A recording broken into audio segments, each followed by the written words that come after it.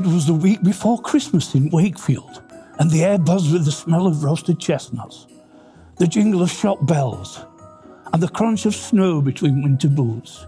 Fairy lights blinked on every house, and inside, families were wrapping gifts, baking biscuits, and preparing for the most magical day of the year.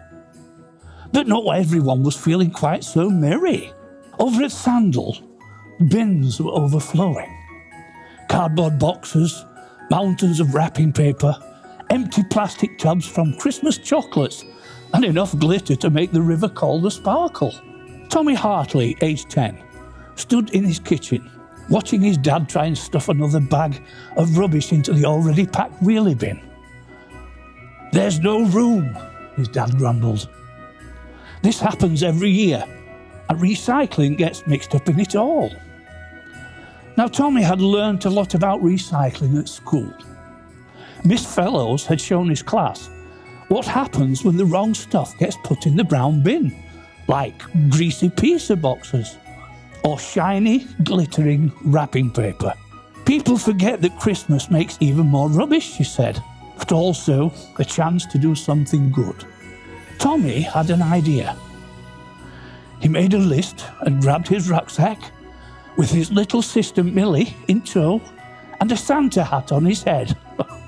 He went door to door down their street in Sandal.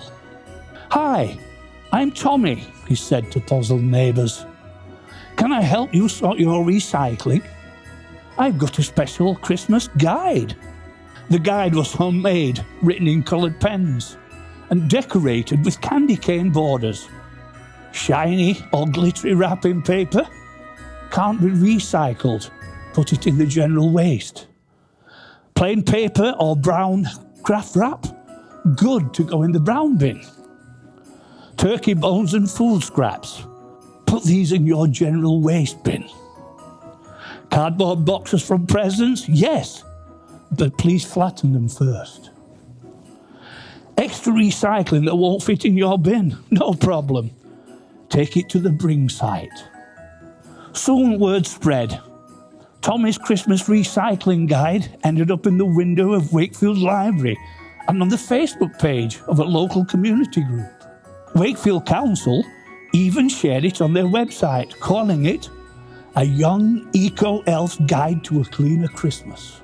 On Christmas morning, the Hartleys opened their gifts by the tree, carefully of course, so the recyclable paper could be reused.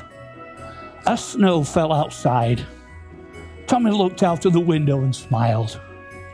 For the first time, the bins on their street weren't bursting. Everything was neat, sorted, and ready to be collected the right way. Later that evening, as they walked through Wakefield city centre, they passed a new sign on the big council bin near the cathedral. It read, "Thanks to local heroes like Tommy and Millie, Wakefield is having its greenest Christmas ever." Tommy blushed and Millie tugged on his coat. "Next year," she whispered, "can we teach the whole of Yorkshire?" Tommy just grinned. "Let's start with Castleford."